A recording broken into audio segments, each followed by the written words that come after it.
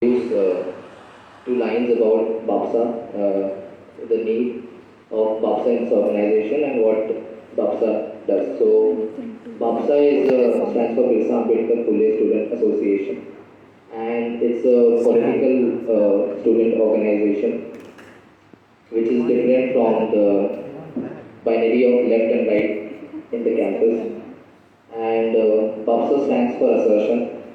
BAPSA derives its ideology from Bahujan emancipators, from Buddha to Dr. B.R. Ambedkar to all the revolutionaries of our time, from Phule, Savitri Mai, Ramabai, and Kali, Ayodhya Das, and many more, Phule, so many more.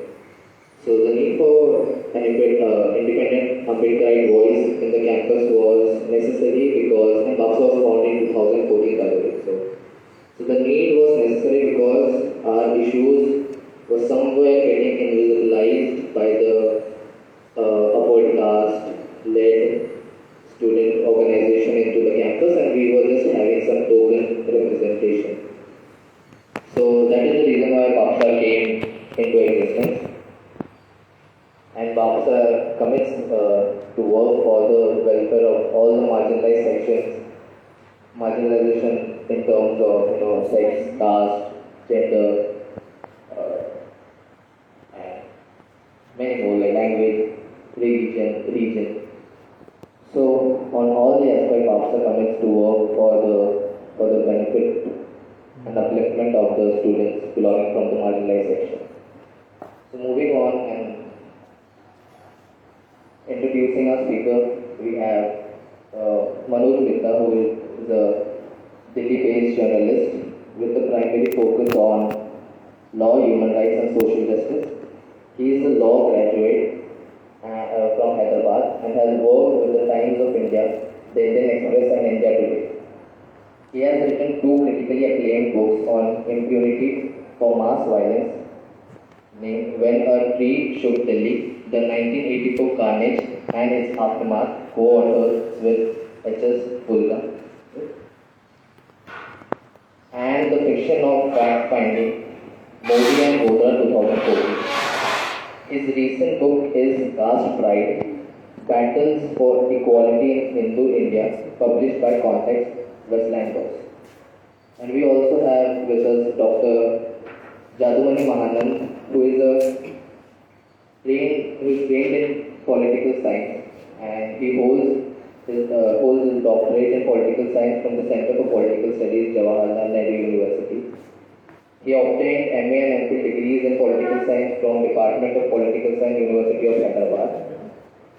He was also a DART visiting research scholar to Center for Modern Indian Studies, Göttingen, Germany. And he is currently working on a book project on Ambedkar's philosophy of recognition. This research explores the possibility of a distinctive theory that can respond to a long debate on the question of identity, caste, class, and gender. And he is also working on idea of anti-caste theory. He has published in peer-reviewed journals and edited books. And I am really glad to tell that at the initial stages when BAPSA was formed, he was an active member of BAPSA as well.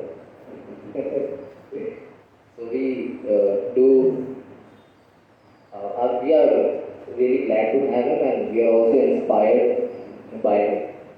So moving forward, I'd just like to pass the mic to our speakers, like whoever wants to go first. So thank you so much.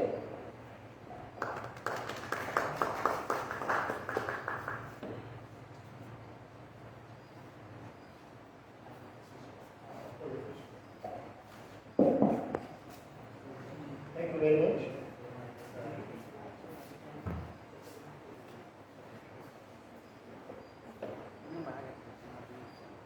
I'm very happy to be here. I had a brief account of BAPSA's history from one of the office bearers, treasurer, and I was pleased to hear that fellow panelist, fellow speaker was also involved with the founding of this organization is irony that in his introduction he said BAPSA is an umbrella organization for all marginalized sections. Now, why do I find that ironic? It's ironic because he includes not just Dalits and Adivasis and other marginalized groups, in terms of gender, physical abilities, but also OBCs, other backward castes, which in Hindi are called Pichde Jati, right? Now, if you include them in this category, then we are talking about a huge section of India's population, which, going by the recent caste census in Bihar, it's almost 85%. Yet we are calling these groups marginalized sections. That's the irony of it. Marginalized sections in another democracy like say US would mean who? Would mean blacks, Hispanics and other minorities who are fewer in number and who are marginalized essentially because of their numbers being few, right? And in the case of our country, the majority is marginalized. And that is what is ironic about it. And BAPSA, in its very ambit, in the way it is structured, in choosing to be an umbrella organization for all these groups, brings out this irony very vividly. And before I get down to the subject of atrocities, I also want to say a word about Phule, whose name is part of the name of BAPSA. Right? The reason has been that my book, Caste Pride, deals essentially with the caste system, and therefore tribals and whose interests are brought out by the name BIRSA in your name don't figure much in my book. But Phule does figure, besides of course Ambedkar and other such well-known people.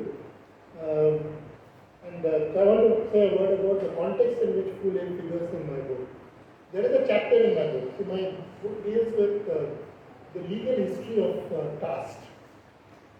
While there are any number of books on caste, and you all know that any library you go to, the one I am very most familiar with is the King Murti Library, which has recently been renamed Pradhan Mantri Museum and Library.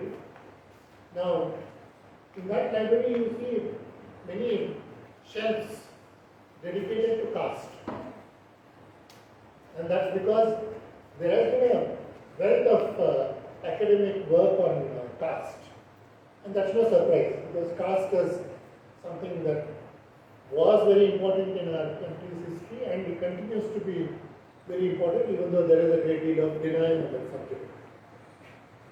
But what is curious is that in spite of such a lot of academic work, such a lot of research being done on caste, on this particular aspect, that is the legal aspect of caste, very little work has been done. And that is the gap that my book tries to fill.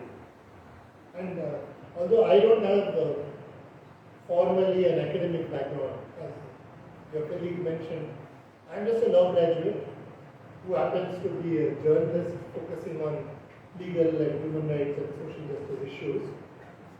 But I don't have formal training, and I didn't do PhD as my fellow speaker has done, as most of you here have done or in the process of doing. Right? So, how is it that it was left to somebody like me, an outsider like me, to take up this subject?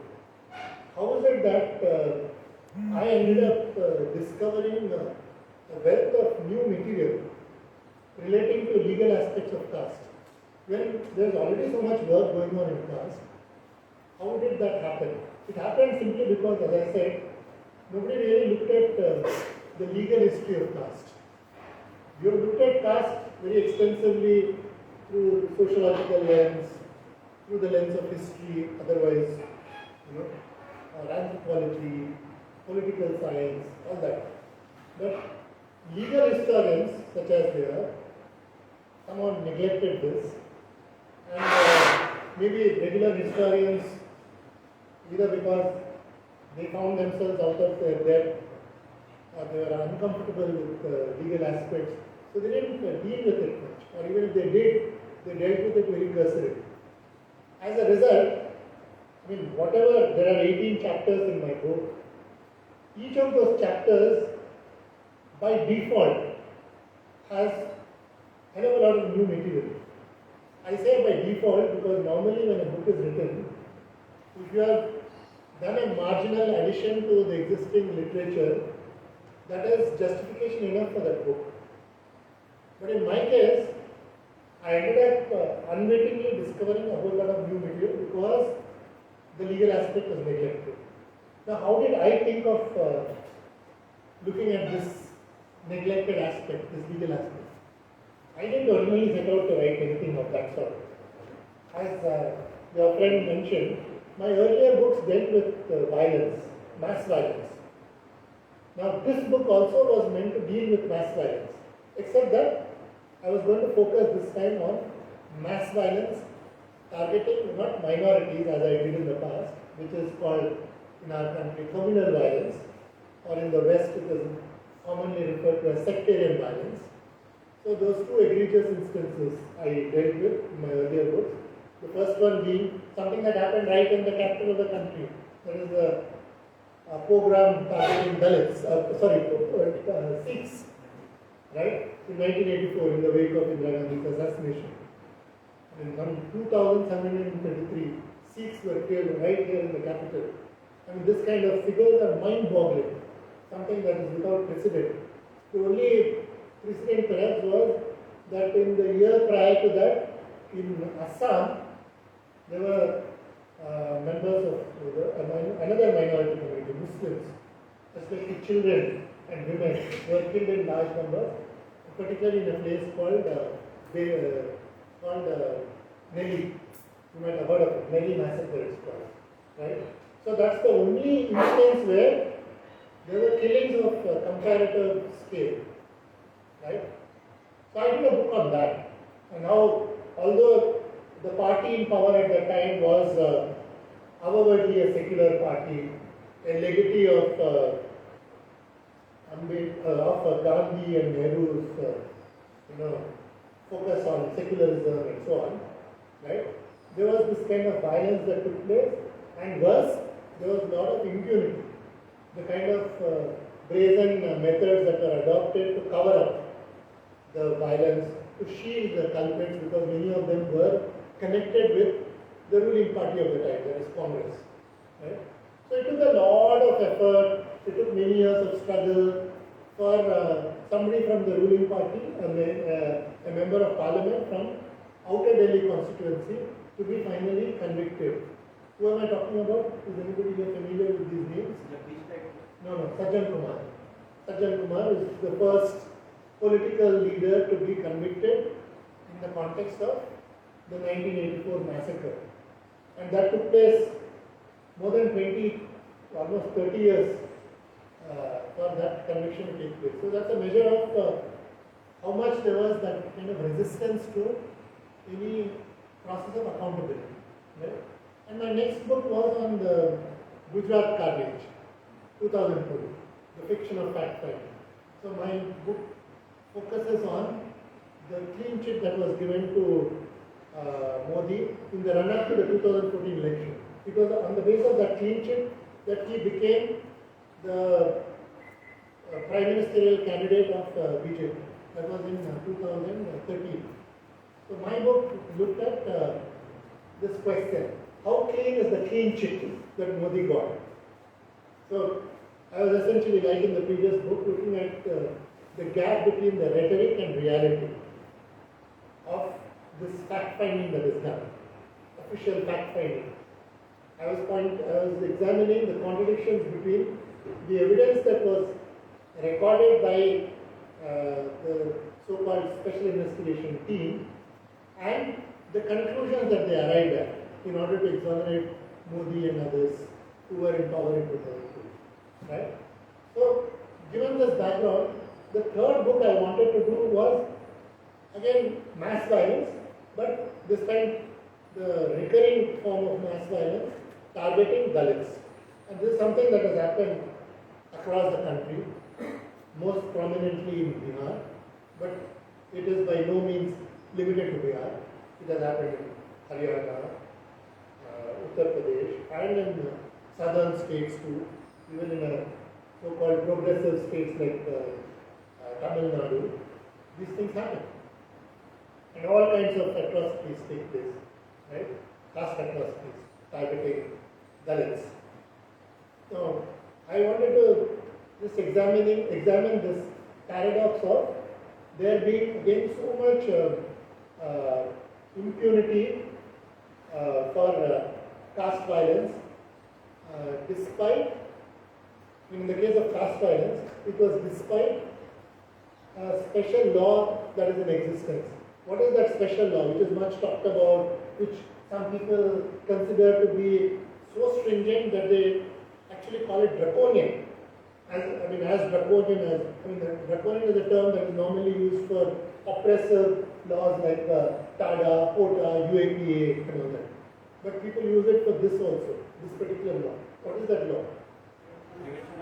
Prevention of Atrocities Act. Right? So although there is supposed to be a very stringent law, which is supposed to be loaded in favor of Dalits, and all sorts of presumptions are made against the alleged accused, perpetrators of violence, why is it that at the end of the day, there is so little to show by way of justice? Why is there so much impunity for it? That is a legal paradox that I wanted to examine. But then when I was looking at several cases, I noticed a pattern. Again and again I was running into this wall, this pattern of some arm or the other of the Indian state, be it the police or prosecution agency or the trial court or even the appellate courts being the High Court or Supreme Court, which are generally considered holy cows in our political discourse. They were all in different ways complicit in this cover-up, in this impunity for violence, mass violence targeting Dalits. And this is, as I said, despite there being a special law. So one example being, it's a good example to cite because it is the largest ever caste atrocity in our country. It took place in 1997 in Bihar, in a place called Lakshmanpur Bate. Right? About 60 odd people were killed there. Now, the trial court convicted a whole lot of people. In fact, it gave not just a life sentence but also death penalty to a lot of people. I don't offhand recall, it's about 20 odd people, I guess. So, now, what I do recall very distinctly is that the number of people who were given death penalty in this particular case by the trial court was the highest. It was more than even in Godhra. You know how Godhra has been a turning point in the history of our country. It was thanks to Godhra, the post-Godhra violence, that today's Prime Minister became Hindu Hruday Samrat for the manner in which he handled that violence, right? So that was such a big event in our history. And there were lots of people who were given, lots of Muslims who were given death penalties in that case. But the number of upper caste people, or the dominant caste people who were given death penalty in Lakshmanpur Bate exceeded even the number of Muslims who were given death penalty in Godhra. So from that you can get a sense of the gravity of the offense and the amount of evidence that the trial court was able to see. It was because of the evidence that they gave such an astounding judgment, right? But then, what do you think happened when the matter went before the High Court? The High Court in Patna, the Bihar High Court. It was just the reverse of what the trial court did. When I say reverse, I mean a complete reversal it was. Every one of the accused, every one of the convicted persons, not just those who were given life sentence, but even those who were given death sentence. So against who was it? Against who do you normally give death sentence? When there is supposed to be, very stringent kind of evidence. Not just evidence beyond reasonable doubt, but it is supposed to be, what's that expression you use for those for cases where death penalty is given? The rarest of rare. So there was a trial court which found that there was that kind of evidence and that kind of nature of violence. So it qualified to be called rarest of rare, and it is only when it fulfills the condition of rarest of rare can any court, not just a trial court, even the High Court or the Supreme Court, can take recourse to death penalty. Right? It is meant for rarest of rare cases.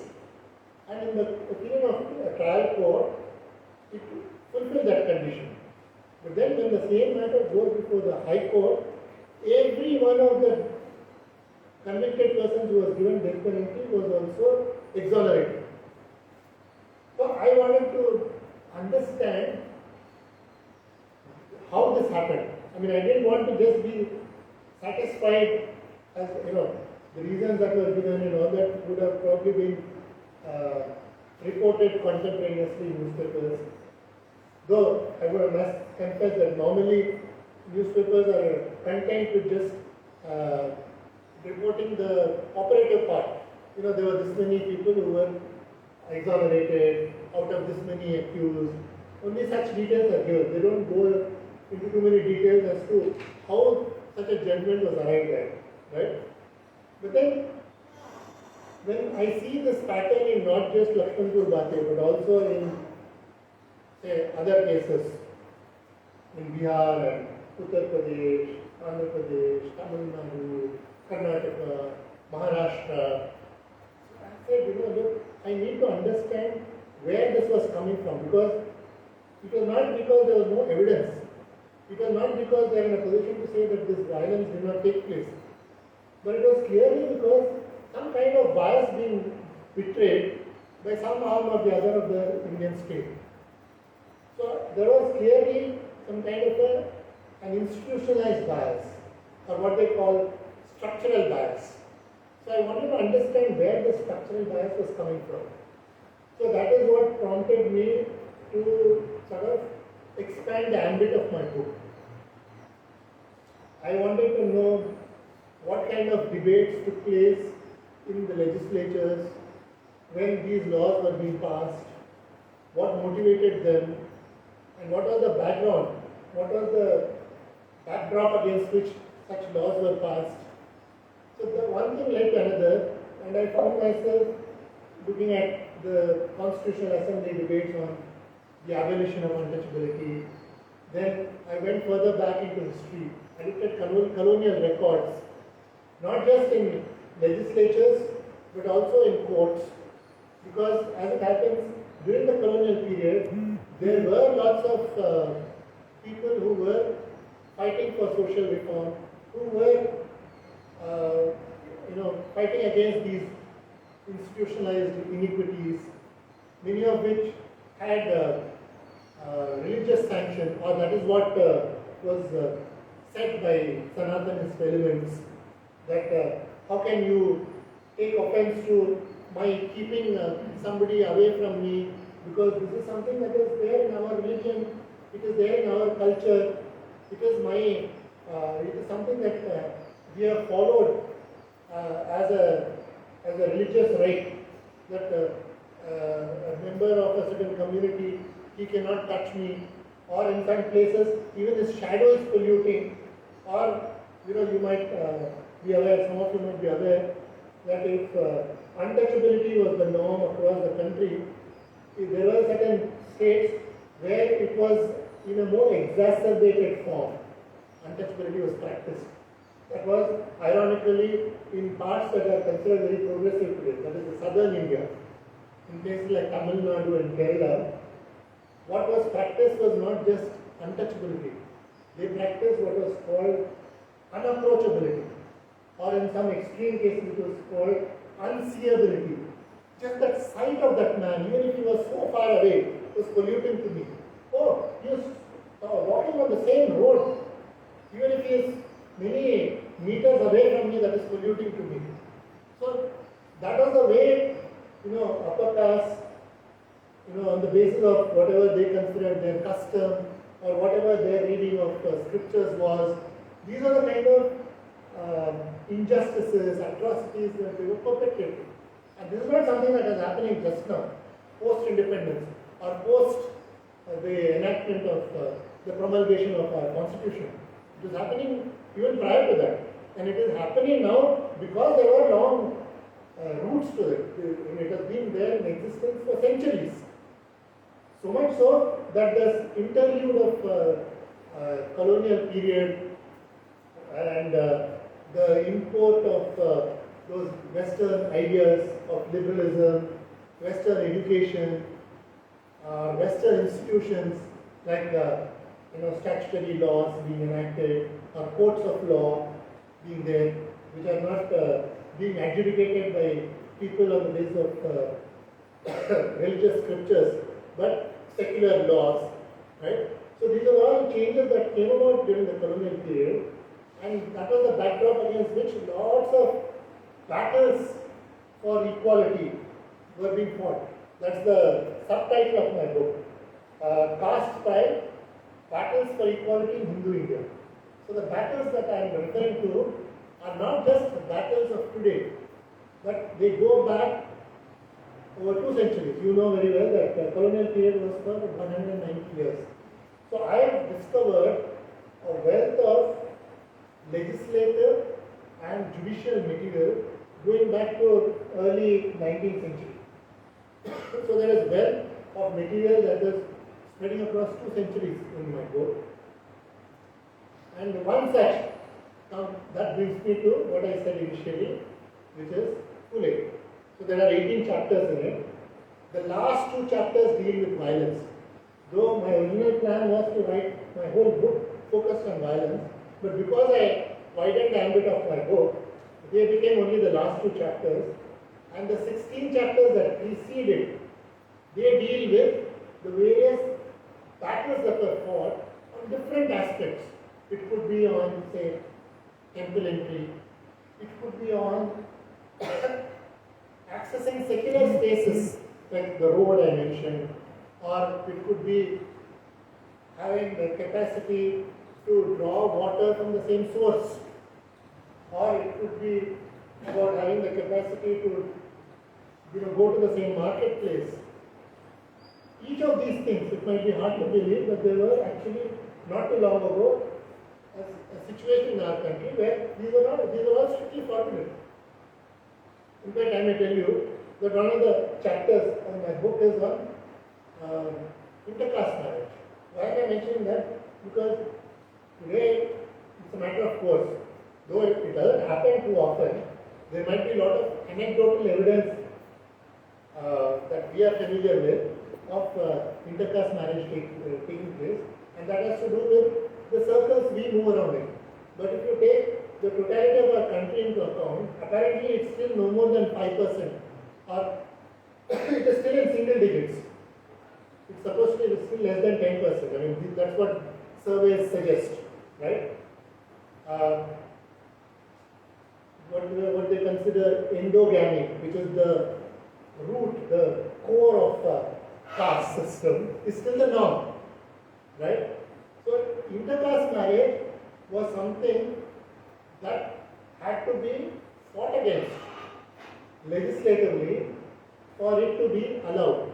Why? Because whoever had intercaste marriage ran the risk of that marriage being considered illegitimate. their children being considered illegitimate. So they did not have the protection of law. If there was some property dispute and stuff like that, issues concerning succession, they would say, but you are an intercaste marriage, so your children will have no right at all because they are illegitimate. They have no right under the Hindu law. So these are the kind of problems they were facing. Or if there was some woman who was abandoned by her husband, the court would say, sorry, you are helpless. Why? Because you had an intercaste marriage. And since that is not recognized, there is nothing much we can do to help you. There are no legal remedies available to you. So there were such problems that Hindus were facing. When I say Hindus, I don't mean just people of lower caste. This was something that people from across the caste hierarchy were facing. Because the restriction in intercaste marriage was unnatural. There were not too many, but they were still happening, such marriages. Intercaste marriages were taking place because it's very natural. Even if you are an upper caste member, you might still fall in love with a lower caste member and want to marry. And such marriages did take place. Or there might have been some progressive parent who actually allowed an arranged marriage of that kind. But then they faced legal sanctions. There was no legal recognition for that form of marriage. So, in the year 1918, thanks to a campaign that was conducted by one Hindu organization, that was in some ways it was reformist, but in some ways it was revivalist. And those of you who are from social sciences background would be familiar with such complexities, that there are no black and white shades, there are all shades of grey. So one such organization is RSMR. Now on the question of intercaste, they were very progressive. So they fought for intercaste marriage being brought about, and then they persuaded one prominent leader of the time to introduce a bill in what was called the Imperial Legislative Council, which was a precursor to today's parliament. And who was that leader? That was Vithalbhai Patel. Is that name familiar to any of you? He is the somebody said something. Who was it?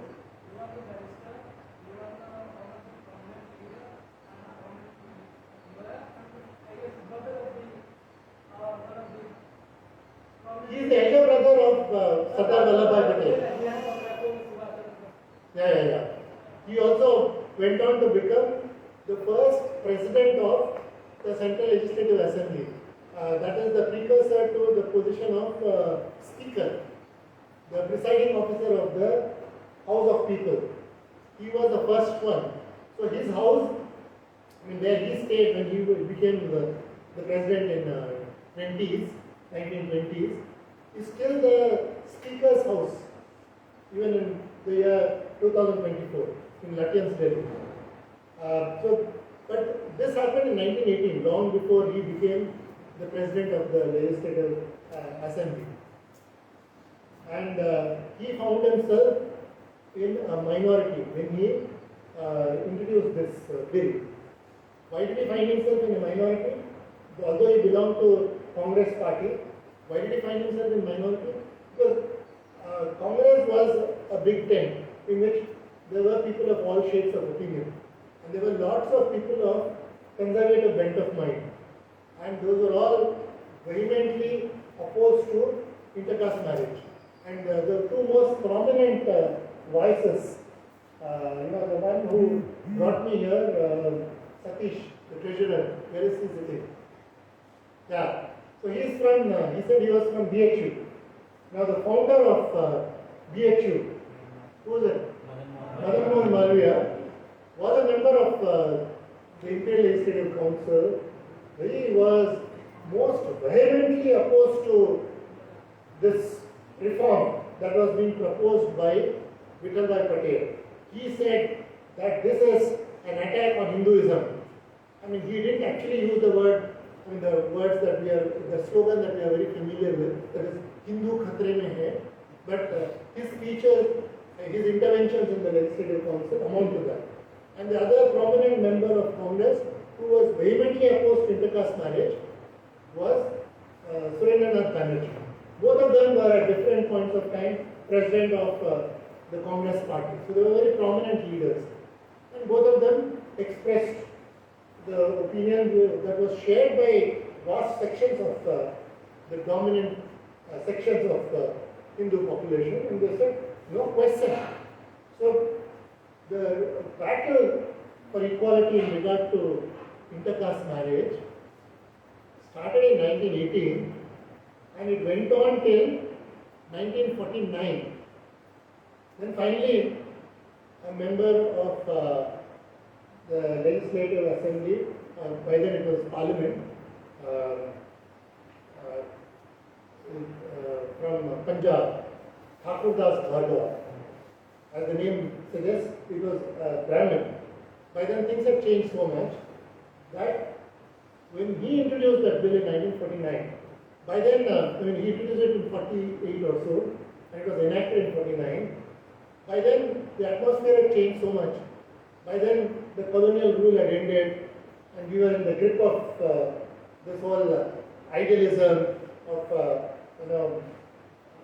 all the high values that were being discussed in the Constituent Assembly at that time, which went on to be enshrined in our constitution and became the basis of our republic, which came into existence in 1950. So this was during that period between independence in 47 and the formation of the republic in 1950. So during that idealistic phase, when the same issue was being raised, and it was not for the first time after Vittalbhai Patel raised it in 1918. Several attempts were made, 4 or 5 attempts were made, but every time it was dropped because there was a pushback against it, right? But finally, in 48, when this Thakurdas Bhargava introduced it, it was not just enacted, but it was enacted with overwhelming or absolute unanimity in the legislature. There was nobody who opposed it. So things have changed so much. But does that mean that there was a change of heart? Does that mean people have suddenly got over those casteism? No. Because had there been any such change in society, then after the passage of that law in 49, then in the decades that have elapsed since then, intercaste marriage would have become the norm. Endogamy would have ceased to be the norm. Right?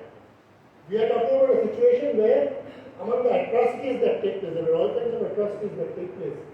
One form of atrocity is actually triggered by intercaste marriages. Even in progressive states like Tamil Nadu, you have such examples. And the trigger is really, what is otherwise in a different context called love jihad. If you've been following the discourse of love jihad, you would know that the kind of interfaith marriage that they would be really opposed to is not, say, what, to cite examples from Bollywood, because there are such familiar names. So you have somebody like, say, Manoj Mitta, who is married to a Muslim woman. So that, they would find it bad, but not so objectionable. Why? Because at the end of the day, it is a Muslim woman who is married, right? What they would find objectionable is, say, somebody like Shah Rukh Khan marrying a Hindu woman. This has to do with patriarchy. This has to do with that notion that woman is our property, and that woman is being, polluted, is being, destroyed by somebody from another community. That's how they perceive it. So, in the intercaste marriage discourse, there are actually old Sanskrit names for it. Names that are apparently derived from scriptures.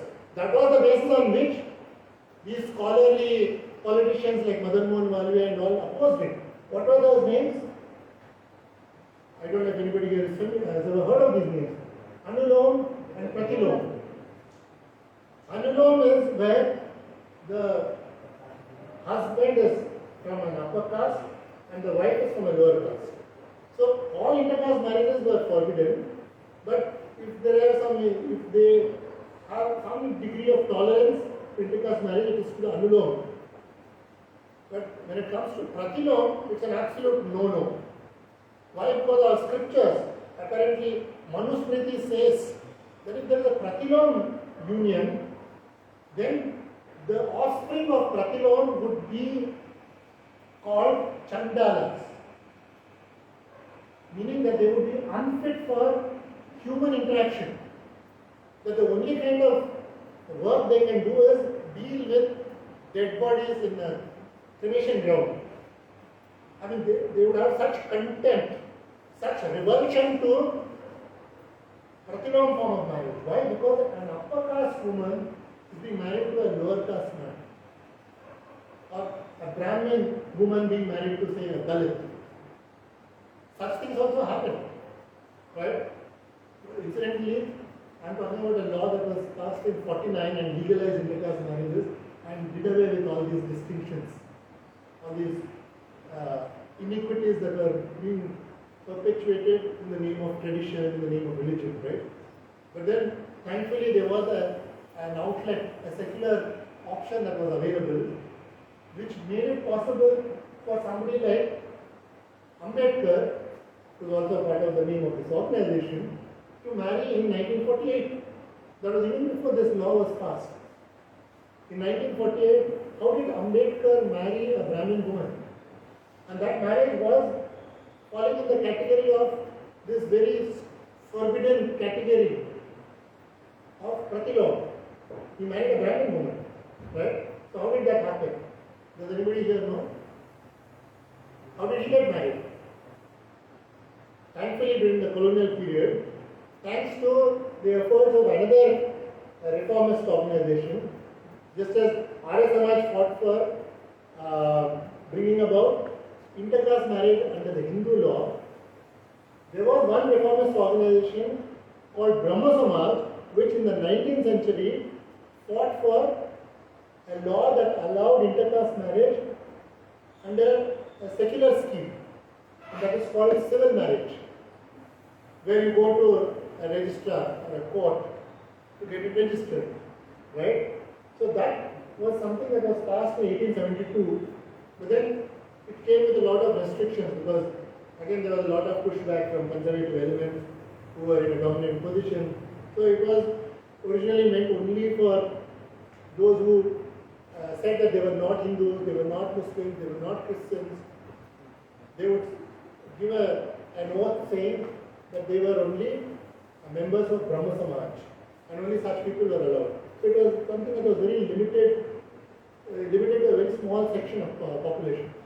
So in 1923, somebody called Hari Singh Gaur, who went on to become the first Vice Chancellor of Delhi University, he was instrumental in getting the Special Marriage Act extended to Hindus.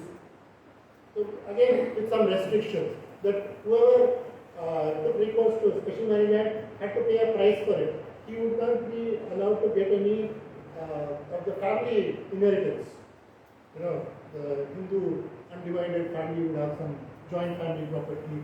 There were restrictions on that. There were penalties imposed on that. So it took many more years of battles for those restrictions to be removed. So these are the kind of legal battles that I deal with. So when it comes to, have I exceeded my time limit or do I have some time left? Okay. Sorry, I went, as they say, इधर उधर की बातें मैंने किया, atrocities पर ज़्यादा focus नहीं किया. So I'll now focus the remaining time. Give me 10 minutes if you don't mind. I'll focus on atrocities. So some of the chapters I deal with relate to the laws relating to atrocities. What you see, this Prevention of Atrocities Act was passed in 1989. Before that, you had this Untouchability Offences Act that was passed in 1954, 55. So then, it was strengthened during emergency in 1976 or so. So there is a backdrop to that during the colonial period. One of the highlights of my book, one of the great discoveries of my book was that there was this incredible legislator from the Dalit community who got the credit of passing the first ever law against untouchability anywhere in the country. And nobody here would have heard of it unless you read my book. And it is this book that brings out his achievement, brings him to focus his name. And he is a legislator, an unknown legislator from Madras presidency, and R. Veerayya. He was instrumental in the enactment of a law in 1926. This was a year before Ambedkar became a legislator. Ambedkar became a legislator in 27. So this is just to put it in historical perspective. So in 1926, this man called R. Veerayya was instrumental in passing a law at a local level.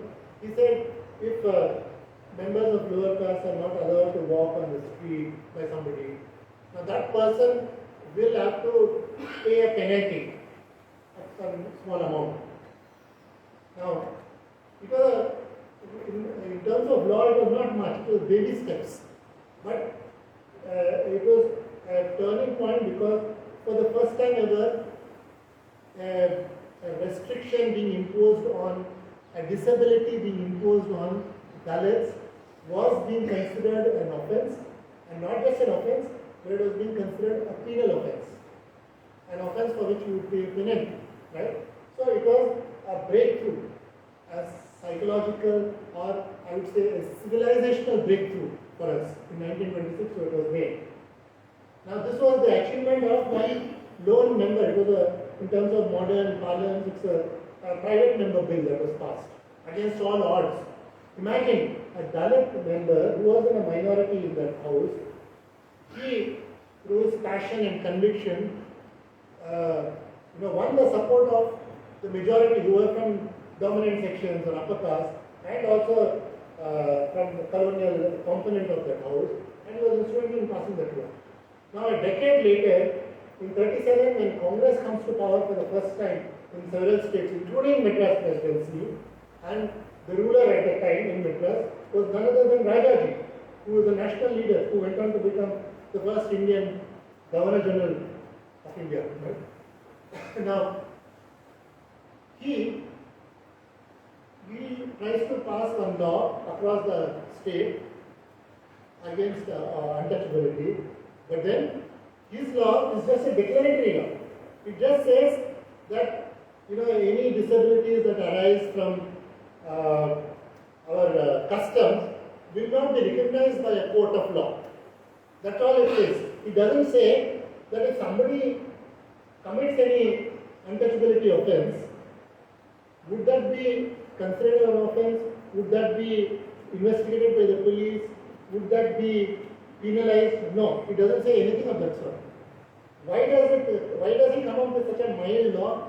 Because he was very conscious of the fact, and he was hampered by the fact that for centuries this was never considered. Looking down upon an untouchable, treating him so contemptuously was never considered an offense. So it was very difficult for members of those very communities to go too far, to come up with very radical measures. So it took a lot of effort, and this is an example I'm citing. The through 30s, 40s, and right up to 50s, the legislative debates on the question of untouchability were on absolutely basic issues like, should that be considered a penal offense? And if it is considered a penal offense, should the penalty be too high? Should we not provide a monetary penalty as an alternative and not specify any lower limit at all? So whatever the offense is, it gave scope for courts to say, okay, listen, I impose a penalty of 5 rupees and my job is done. No matter how serious that offense is. Because the law allowed that kind of an option to the courts. And then there was also a lot of debate on whether it should be considered a cognizable offense. What does that mean? Whether it should be considered an offense that the police can register as an FIR and investigate. So this was a debate that actually took place in Rajya Sabha when Ambedkar was a member of the opposition. and he was attacking the Nehru government for, no, this was actually happening in Madras, in Bombay presidency when he was a member of the opposition in 30s and 40s. So he had to say, look, you cannot have a law that has not been considered cognizable, because it will mean that the oppressed section, the offended party, the one who is oppressed, the Dalit, would have to have the resources to engage a lawyer, would have to have the confidence to take on, have the courage to take on members of privileged communities. If that was the case on the ground, then this problem of untouchability would not have been so pervasive or so serious. So this is just an eyewash, the kind of legislation you are coming up with. So these are the kind of battles that they were being fought. So this is to give you a backdrop to the reluctance with which these laws were passed, and because of that, when these mass violence instances were taking place. And mind you, one last thing I want to say and then I'll end with that. These instances of mass violence that I looked at, I cited one example, that is Lakshmanpur Ghati. This species of offences never took place during the colonial period at all. There was never any example of such mass violence targeting Dalits in the lifetime of, say, Gandhi, who died in 48, in the lifetime of Ambedkar, who died in 56, or even in the lifetime of Nehru, who died in 64. The first ever instance of mass violence targeting Dalits took place in 1968 in a place called Kilbenmani. This is the first recorded instance in a place called Kilbenmani in Madras Presidency, in what by then became Madras State and then Tamil Nadu. And sure enough, that was a case in which there was complete impunity. The Madras High Court overturned whatever nominal convictions were made on lesser offences. Even those were let off, even those offenders were let off on the ground that the people who are being arraigned in this case, they are all privileged people who are all very well-heeled people, affluent people who own cars. How can you expect us to believe that such people participated in this kind of violence, that they were part of a mob? So these are the kind of classist, crude reasoning that the Madras High Court gave to ensure that nobody was convicted for what happened in Kilbenmani. What happened in Kilbenmani? Some 64 women and children were burnt alive in one house, in one hut, I railed. So for something so humongous, something that is so staggeringly evil, this is the kind of response that the Indian state came up with. There was no proper explanation or no attempt to get to the bottom of it. And that set the pattern. That set the pattern for not just mass violence, but also for impunity. With this, I will end my talk.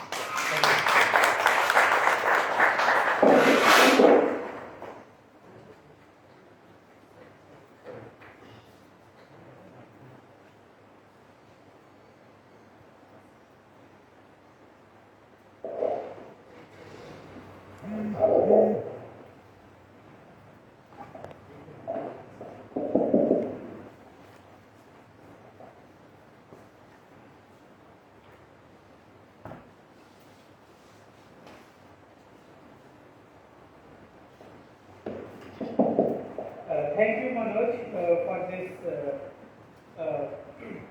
great lecture, and thank you, BAPSA, for organizing this very timely event on assertion and atrocity, caste-based violence in India. Coming to BAPSA platform is like coming to a platform where you see the radical and revolutionary spirit, where questions like caste, patriarchy, and many kind of injustice can be questioned and challenged. So therefore, I really appreciate all the existing BAPSA members and supporters and their sympathizers who are upholding this idea, this student organization, and trying to do as much as they can.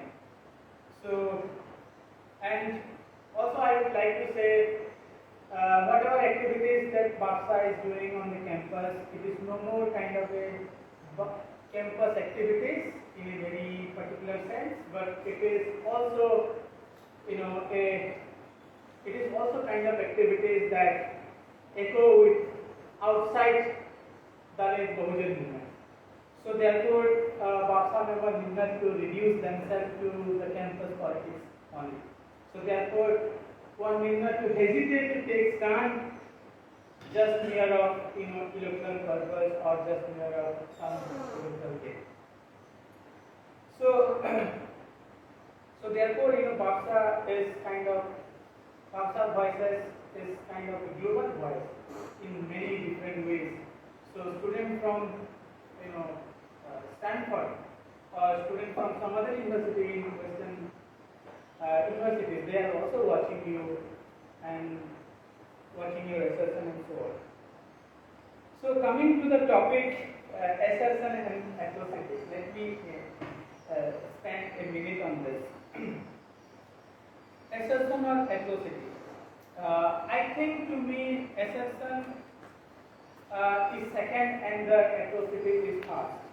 However, in the post-independence India, what Manoj Mitta delivered, it is first assertion than atrocity. There is a book by a dark Eric Burke. It is called Caste and the Constitution, Constitutional Democracy and Caste Question. So there is a phrase in the book. In the book there is a phrase. It is called "We'll see you." We'll take a revenge. Something like there is a phrase. Or we'll see you in the court or police station. So there are two ways to understand this phrase. Dalit would, have faith in the police and the state, so therefore they would say that we will see you in the police station. But at the same time, the upper caste also have so much nexus in the state and the police, they would also see you in the police station. So therefore, the question of assertion and the question of atrocity, to me at least, in a very theoretical sense, atrocity is the beginning of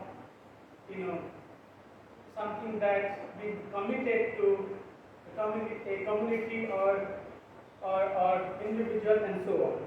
So therefore, atrocity needs to be theorized, needs to be understood in order to understand the question of assertion. So to simplify this, who would like to assert? And where somebody would assert? Right? This is a very basic question to understand. So therefore, in Dalit history, in Dalit movement, the question of assertion, there are so much literature on assertion. I need to go and cite many. To cite at least one, some time back, Anante Kunde wrote an article which is called Assertion and Annihilation. Somewhere he critiqued that Dalit movement is all about assertion, but it is not moving towards annihilation. I will come to this point in a minute. So assertion is not something what he could not write or could not speak so much about, that how assertion is also entrenched to question the very caste injustice, right? So assertion, where somebody would like to assert. Somebody would like to assert because something is being violated. Some violence is being committed to someone, so therefore someone is interested to assert, right? So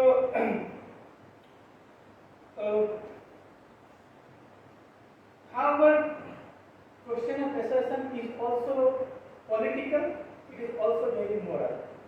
Moral in the sense that it goes back to talk about the very natural rights of an individual, where somebody would like to assert. As I said, because his or her or their very basic freedom, human rights is being violated. So those who are students of political science, we go back to political thought and talk about natural rights of a person, right? What is natural rights? and who would decide what is right? Right? So, so if someone is asserting, there is a moral question, and this is also a political question, because it takes us to question the very fundamental idea of a human life, because very fundamental life of a person, it goes with dignity and the respect of a person. Every individual on this earth have every right to get respect from the law, right? Have every right to assert their dignity. So in that sense, assertion becomes a political and moral question. But in order to understand the question of assertion, one needs to go back to the atrocity. So there is a link to this. My talk would be a little kind of questioning and kind of a theoretical thing. First, Manoj Mitta explored.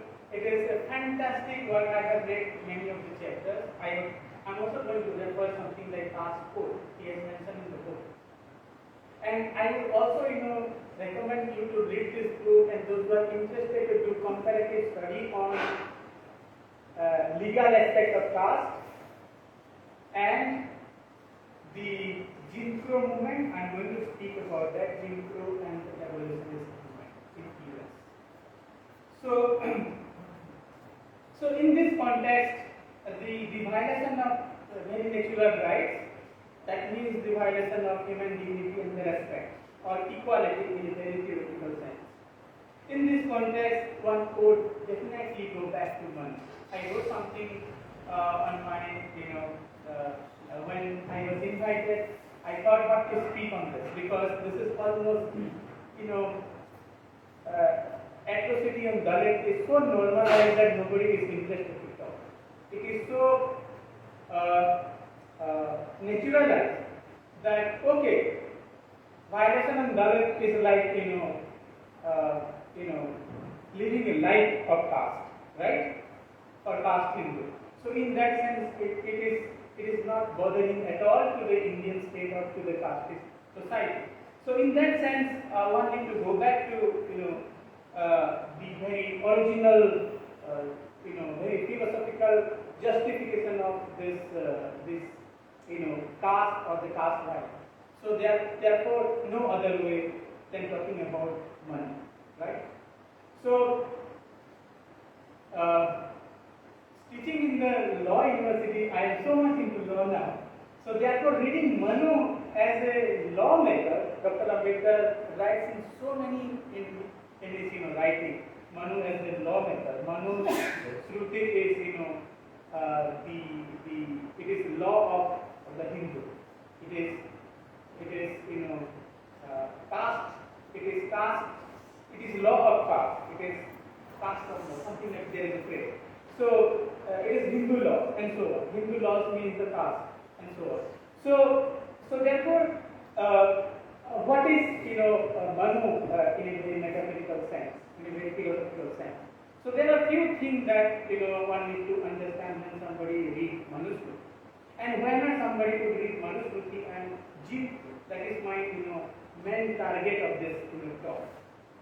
There is a trajectory of Manusmriti and Jim Crow in US in 19th century, 1865.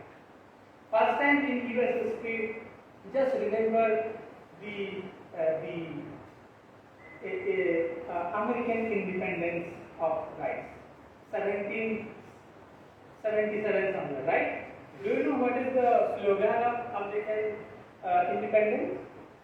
Right, liberty, and pursuit of happiness is the slogan of American independence. And what is the first law of American Constitution? Bill of Rights. All are all are equal in the eyes of God, right? Created equal in the eyes of God. This is the phrase. This is the line that is written in U.S. Constitution. In the Declaration of Independence. It's in the Declaration of Independence. And Ambedkar is so much about this all happening. He is inspired from this. But to problematize it again, what's happening in 1865 Jim Crow?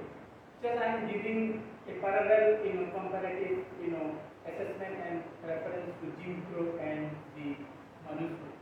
What is Manusmriti in a very philosophical sense? You must have read caste in India. There is a very, very powerful phrase in the book. Manu is like a ghost, right? It is also a disembodied, spirit. It even doesn't, you cannot see it sometimes. He writes in Annihilation of Caste again, right? And but how does this, caste exist? It is, not, visible. So it is a disembedded spirit. It is a ghost, and so on. And what Manoj was, referring to all patriarchal, sexual misogyny, and so on. It is all about, caste and how the caste, the patriarchy is embedded and Pratilamo and all this.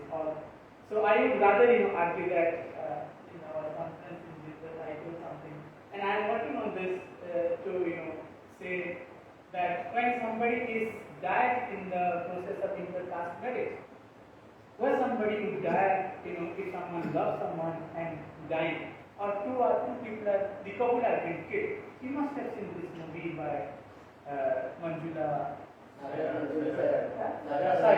What is the end picture of this movie? What did you see in the end? Blood, right? Death. The consequence of inter-caste marriage is death. So therefore, I am going to argue, I am working on this, why not therefore caste is a system of death?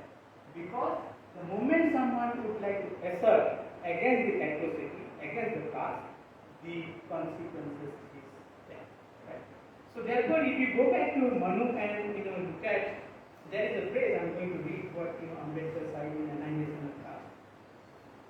So in this context, what is Manu's Shruti in a metaphysical sense? It is all about the crime. It is all about punishment. It is all about cruelty and violence. If you read so many pages in Manu's Shruti, how women should behave with men. What caste would eat and what caste would not eat, this and that. Right? When somebody would go outside from the home and when somebody would come to home at what point of time and so on. Right? It is all reference to the women in general. Right? So when I am saying that Manusmriti needs to be understood through crime, punishment, cruelty and violence, I would also like to refer this episode, this philosophical link to a book. You all have you all might have know this book. This book is called this book is written by no other than myself. It is called Punishment and Discipline. And if you read Philosophy of Hinduism, Reducing Hinduism, Annihilation of Caste, and so many other texts, do you know what you will get? You will get this many words coming across: discipline, punishment, cruelty, violence, and crime. What are these words? Do you think these are words? When we go to society, what basically we see? This is how society actually builds, people are living on this term, right? The moment someone breaks something, you see different kind of level of consequences. Whenever there are atrocities, the spectacular kind of atrocity, the houses are burned or people are being killed, others are being killed, then only the media and all, some kind of conscience are being taken. Otherwise, it is a daily affair. Why don't we call it violence? A perpetual, invisible, systemic violence. Right? So, therefore, in this book, Michael Foucault, where he writes or they write, it is called Punish and Discipline. And caste is all about discipline. If you take in a theoretical sense, the moment someone breaks this discipline, you see the consequence. It is not about Dalit. It is not merely about Dalit, but what about upper caste? When upper caste women, get married with some, other women. I will tell you a very story from my own village, my own panchayat. It is not about Dalit or Brahmin or upper caste versus Dalit. It is all about the two OBC persons. A OBC woman loves with another OBC person, both are from different castes. The moment they, it got exposed that these two people are in relationship, and immediately there is marriage fixed, and women could not do anything to resist the marriage. But what women could do, just leave the home, escape from the home. Right? Do you know what happened? They were not killed, but all that ceremony, the way when somebody died, what kind of ceremony rituals we do after 5, 7, 10 days, they actually do that. It is a living death of someone, correct? So therefore it is not really merely about Dalit and Dalit break. Exercise them by performing yes, all the rituals. Yes. So therefore, when somebody dies, we see this kind of ritual ceremony, death ceremony kind of thing. Right? So I'm just giving an interesting example because these were not given. There are so many incidents and uncountable incidents. We see that how people are doing that. So therefore. Manu Shruti or Manu as a metaphorical as a figure that appears everywhere in our Indian life. So therefore, I would say all this Indian life, the caste Hindu life is codified through, I would say, crime, violence, discipline, cruelty, and so on and so forth. Right? Only to look at in that. And there are so many other ways to say. So therefore, when somebody, people like Radha Krishna wrote a book called Hindu Ways of Life, right? Why don't we call, caste as a Hindu way of life, right? I don't know how many of you agree on this, but I will definitely say that caste is a Hindu way of life. So therefore, when we say caste is a Hindu way of life, you see this many, discipline to be followed. Otherwise, different level of discrimination, violence, bypass, ostracized happens. So this is something this is not something in the modern India or modern time we see, but this practice for long time. So therefore, I have been arguing in my writing to say that it is something called death by caste. Right? What Dr. Ambedkar wrote in Annihilation of Caste, let me read this line so that this argument would be clarified. He writes, penal sanction is necessary for maintenance of Chaturvarnya. Not only penal sanction is necessary, but penalty of death is necessary. That is why Rama did not inflict on Sambhuka a lesser punishment. That is why Manusmriti describes such heavy sentences as cutting off the tongue or pouring of molten lead in the ears of Sudras who recite or hear the Veda. You know better the story of Sambhuka. Why Sambhuka was being killed? Because he wanted to be a knowledgeous person, right? And he was being killed. So therefore, to argue now and finding some resources in our, the so-called Hindu caste literature, it's available. So therefore, it is right to say that I would say, caste in different ways, take us to, death or, violence is of course one form of that. So, so something similar that we see in US and elsewhere as well, and UK and many other places. You must have heard about civil war in UK in 17th century. But in the 19th century, in US phenomena, Jim Crow movement. Jim Crow started, and Jim Crow is something that legislates the racial segregation in US. So a people of color would not actually use a common toilet.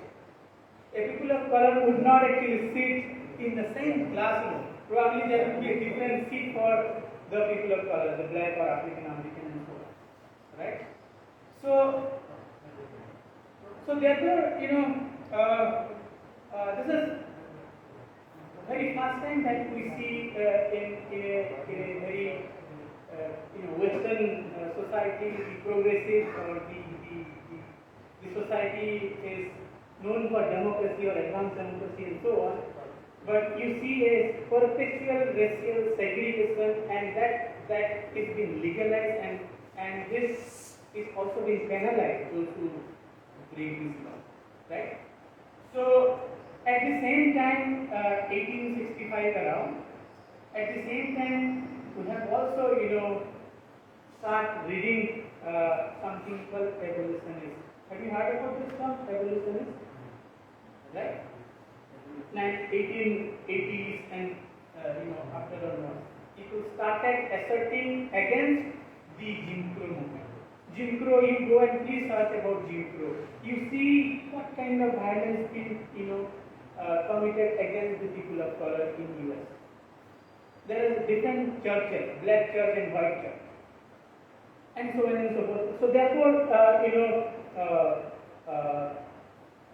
even somebody would go and read or reread, the old version of Bible. How Bible was, being written, who were the people, those who wrote this book, and what kind of provisions were there for the black people of color in the Bible. So there is an excellent documentary. It is there in Amazon Prime. Those who have time, please go and watch this. It is under road trial, under railroad trial, something like that. This was a book. So you see that how violence being committed against the people of color. So you must have heard about this book and this movie as well, 12 Years a Slave. Those who have not, please do watch this. So you would see it is not really about a person who was slave for 12 years, but there are so many persons along the way who would question, they would be hanged. I didn't carry the book, okay? Otherwise I could have shown. When I was in PhD, I read the first evolutionist Frederick Douglass.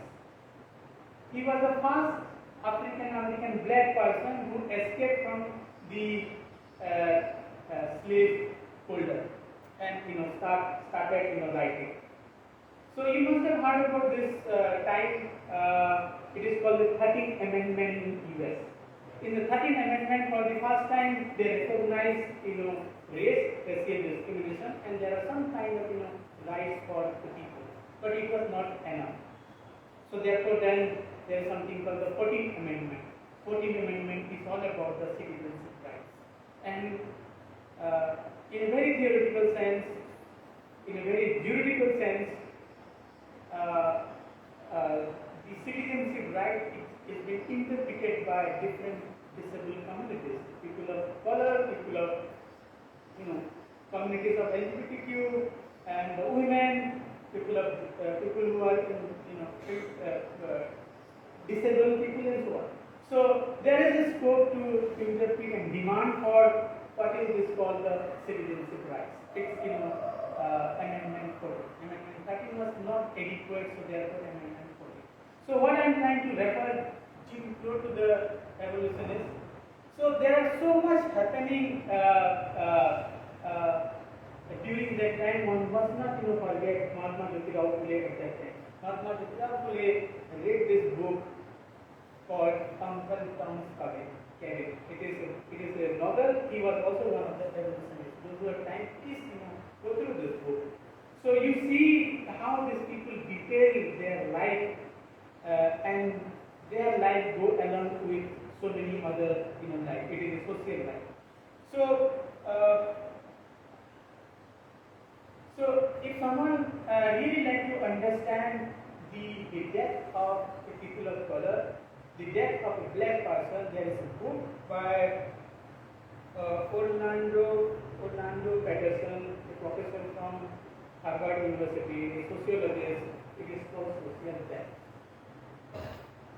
When a black person is being, is faced different level of violence, also, hanged publicly, also being killed publicly, it is called social death. And there are so many, instances in the history of African Americans. Those who are reading, James Baldwin for that matter. James Baldwin, another thought-provoking writer, he writes that American history is a history of violence. Why don't we call in India, Indian history is a history of caste, therefore it is a history of violence. We can make this argument and actually prove it. So,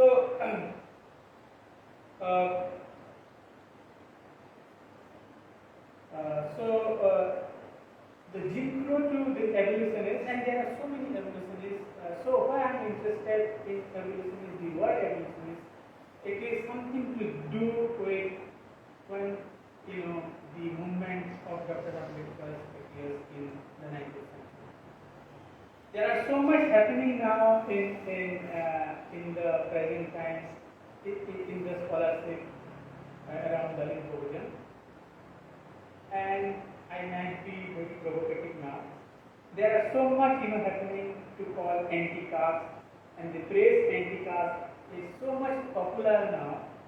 It is, I would call it's like a very liberal and secular term. That it doesn't actually contain the radicalness of annihilation, right? So therefore, I really like to say evolution to the annihilation, right? Manu to Jim Crow and evolution to the annihilation, right? So this is what called the assertion, the theory of assertion. So I need not to speak about Dr. Ambedkar and what is annihilation and so on and so forth, but I think somewhere the concept of anti-caste it is a very purchasable category now. And everybody, started writing anti-caste. It started with one of the greatest scholars on caste, Dalit movement, Gail Onge. She referred anti-caste history, anti-caste intellectual history in a very positive sense. But the way the phrase anti-caste is being used today, I think it loses this radical potential. So therefore, I really like to go back to Dr. Ambedkar to say we are not annihilating. And there are so much reference in Buddha and Dhamma etc. So where Buddha is not called as annihilationist, right? But Ambedkar's stand on this, Buddha was somewhere in the middle. He would not, agree that how the question of Sanatan, the question of God, and so on and so forth, and how question of God and Sanatan and so on, it is philosophically justified when it comes to violence and violence, right? So in that sense, Buddha was really, really critical on that, right? He never somewhere, agreed as a reformist, right? So the point that I made earlier is to argue that caste is a system of death. So in this trajectory, Manu to Jim Crow and evolution to the annihilation. So you see there is revolution and there is counter-revolution happening in the history. So I would really like to argue and look at understand this, that whatever kind of violence that is happening in particular on Dalit, whether it is a violence, direct violence in the village, it is a violence on the intercaste marriage, or it is a institutional murder like what happened in Hyderabad University and IIT and elsewhere, where somebody would like to do that, act, the act of killing himself or themselves. Do you think that we all are here to kill ourselves? Who are these human beings who you really like to know who would not love themselves? Right? We all are here to love ourselves and live in this world. Right? And where somebody would come to campus like JNU or IIT or Hyderabad or elsewhere, where somebody would like to go and study, where somebody would like to go, forget about study. Would like to study, explore, know many things, not like to kill themselves. And how they are being killed. So therefore I would connect to it. There is, that because the caste and that actually go around the two kind of number two examples. Third example I would like to say. Already I said how inter-caste marriage, the consequences is death. So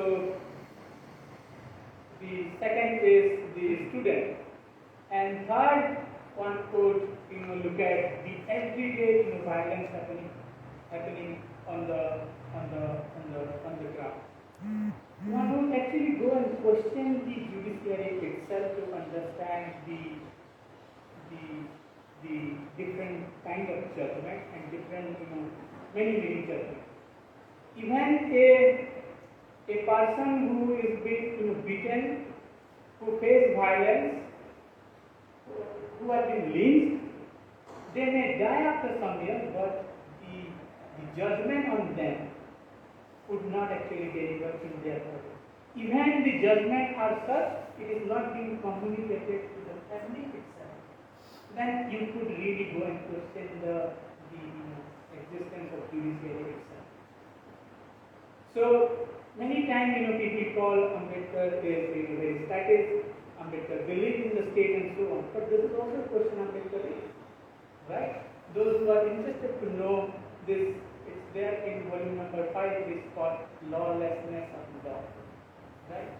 Lawlessness of law, it means the anarchical, society where those who have right, those who have might, they have only right.